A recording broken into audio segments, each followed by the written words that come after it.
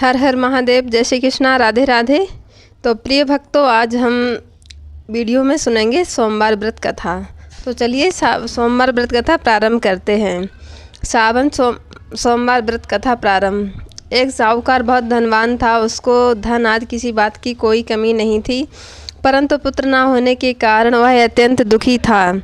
वह ऐसी चिंता में रात दिन रहता था और इसीलिए वह पुत्र की कामना के लिए प्रति सोमवार को शिवजी का व्रत और पूजन किया करता था। सायंकाल को शिवजी के मंदिर में जाकर घी का दीपक जलाया करता था। उसके इस भक्ति भाव को देखकर एक समय श्री पार्वती जी ने शिवजी महाराज से कहा, हे प्रभु, यह साहूकार आपका अनन्य भक्त और सदैव आपका व्रत और पूजन बड़ी श्रद्धा से करता है, अतः इसकी कोई मनोकामना अवश्य पूर्ण करनी चाहिए। शिवजी बोले, हे पार्वती जी, यह संसार कर्म क्षेत्र है। जैसे किसान खेत में जैसा बीज बोता है वैसा ही फल काटता है, उसी तरह इस संसार में जो जैसा कर्म करते हैं वैसा ही फल भोगते हैं। पार्वती जी ने अत्यंत आग्रह से कहा, हे महाराज, ये जब आपका ऐसा भक्त है और यदि इसको किसी प्रकार का दुख है तो उसको अवश्य दूर करना चाहिए, क्योंकि आप तो सदैव अपने भक्तों पर दया करते हैं, उनके दुखों को दूर करते हैं। यदि आप ऐसा नहीं करेंगे तो मनुष्य आपका सेवा व्रत और पूजन क्यों करेंगे।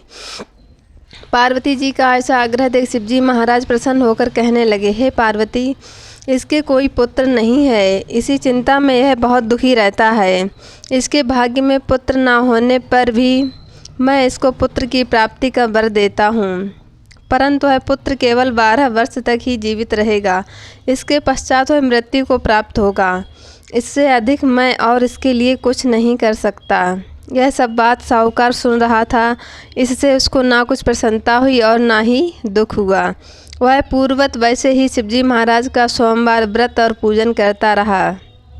कुछ समय व्यतीत हो जाने पर साहूकार की स्त्री गर्भवती हुई और 10वें महीने में उसके गर्भ से अति सुंदर पुत्र की प्राप्ति हुई। साहूकार के घर में बहुत खुशी मनाई गई, परंतु साहूकार ने उसको केवल 12 वर्ष की आयु जानकर अधिक प्रसन्नता प्रकट नहीं की और ना ही किसी को भेद बताया। जब वह 9 वर्ष का हो गया तो बालक की माता ने उसके पिता से कहा, उसके विवाह आदि के लिए कहा, परंतु वह साहूकार कहने लगा, मैं अभी इसका विवाह नहीं करूँगा और काशी जी पढ़ने के लिए भेजूँगा। फिर जब उस साहूकार ने अपने साले अर्थात बालक के मामा को बुलाया और उसको बहुत सा धन देकर कहा, तुम इस बालक को काशी जी पढ़ने के लिए ले जाओ और रास्ते में जिस जगह भी जाओ वहाँ यज्ञ करते, दान देते तथा ब्राह्मण को भोजन कराते जाओ। इस प्रकार वह दोनों मामा भांजे सब जगह यज्ञ करते और ब्राह्मण को भोजन कराते जा रहे थे। रास्ते में उनको एक शहर पड़ा। उस शहर की राजा की कन्या का विवाह था और दूसरे राजा का लड़का जो विवाह के लिए बारात लेकर आया था वह एक आंख से काना था। लड़के के पिता को इस बात की बड़ी चिंता थी, कहीं वर को देखकर कन्या के माता पिता विवाह में किसी प्रकार की अड़चन पैदा ना कर दें। इस कारण जब उसने अति सुंदर सेठ के लड़के को देखा तो मन में विचार किया कि क्यों ना दरवाजे के समय इस लड़के से वर का काम ले लिया जाए।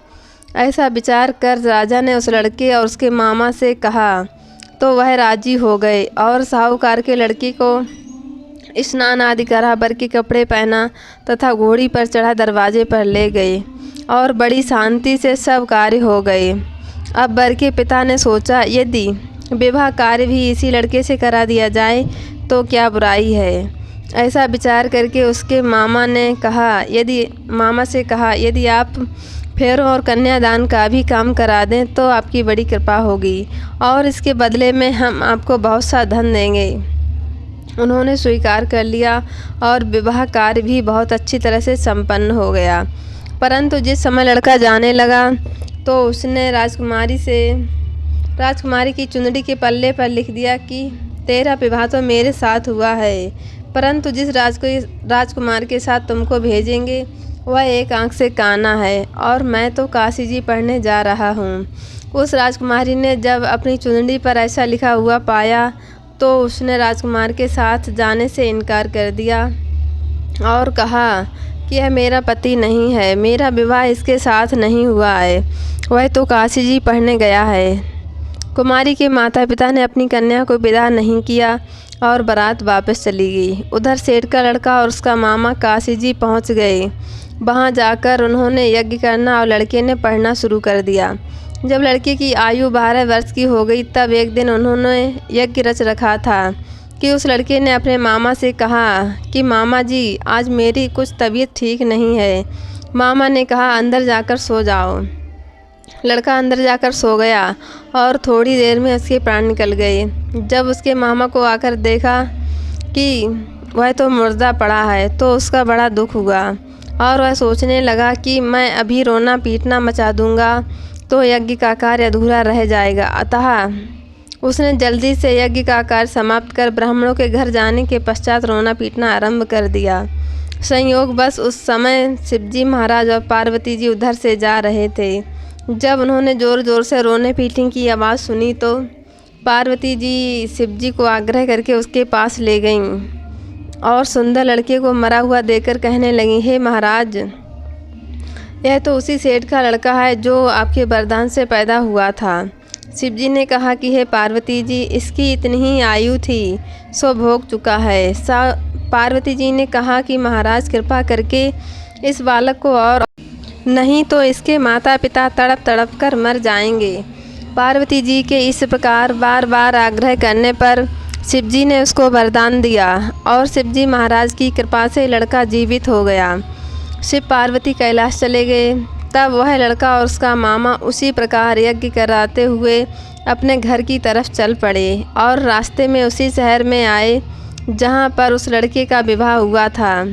वहाँ पर आकर जब उन्होंने यज्ञ आरंभ कर दिया तो उस लड़के के ससुर ने उसको पहचान लिया और महल में लाकर उसकी बड़ी खातिर की। साथ ही बहुत सा धन और दासियों सहित बड़े आदर और सत्कार के साथ अपनी लड़की और जमाई को विदा किया। जब वह अपने शहर के निकट आए तो उसके मामा ने कहा कि मैं तुम्हारे घर जाकर खबर कर आता हूँ। उस समय उसके माता पिता अपने घर की छत पर बैठे हुए थे और उन्होंने यह प्रण कर रखा था कि यदि हमारा पुत्र सकुशल घर आया तो राजी खुशी नीचे आ जाएंगे, नहीं तो छत से गिरकर अपने प्राण त्याग देंगे।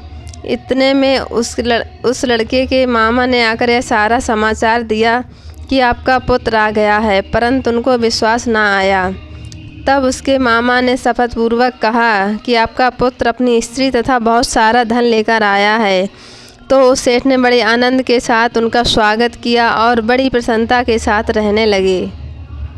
इसी प्रकार जो कोई भी सोमवार का व्रत धारण करता है अथवा इस कथा को सुनता या पढ़ता है, उसके सभी दुख दूर होकर उसकी समस्त मनोकामनाएं पूर्ण होती हैं। इससे लोक में नाना प्रकार के सुख भोग कर अंत में सदाशिव के लोक की प्राप्ति हुआ करती है। हर हर महादेव। जय श्री कृष्णा। राधे राधे। भक्तों कमेंट में हर हर महादेव ज़रूर लिखें।